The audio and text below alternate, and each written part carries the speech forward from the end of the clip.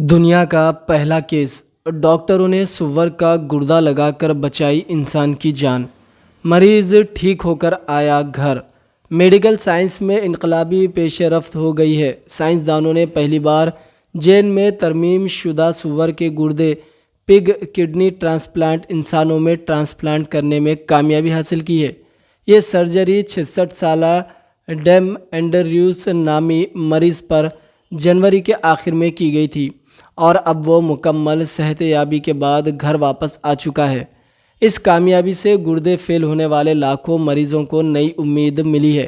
یہ surgery Massachusetts general اسپتال MGH میں کی گئی، جہاں سائنسدانوں نے خاص طور پر جین سے تبدیل شدہ سور کے گردے انسانی جسم میں ٹرانسپلانٹ کیے تھے۔ یہ پہلا موقع تھا جب US food and drug administration FDA کی طرف سے منظور شدہ کلینکل ٹرائل میں سور کے گردے کو انسان میں ٹرانسپلانٹ کیا گیا۔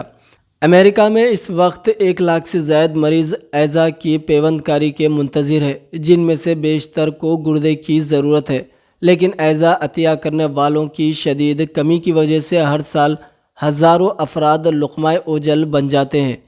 اس مسئلے سے نمٹنے کے لیے سائنسدان طویل عرصے سے ایسے طریقے تلاش کر رہے ہیں جن کے ذریعے جانوروں کے اعضاء کو انسانوں میں پیوند کیا جا سکے۔ یہ ریاست متحدہ میں چوتھی بار سور کے گردے کی پیوند کاری کی گئی، لیکن FDA سے منظور شدہ کلینکل ٹرائل کے تحت یہ پہلا ٹرانسپلانٹ ہے۔ پچھلے 2 ٹرانسپلانٹ میں مریضوں کی موت ہو گئی تھی، جن میں سے ایک پہلے سے ہی شدید بیمار تھا۔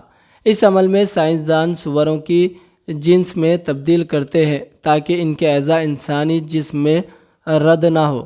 بہت سے بائیوٹیک کمپنیاں اس ٹیکنالوجی پر کام کر رہے ہیں، جن میں جینسس نامی کمپنی سر فہرست ہے۔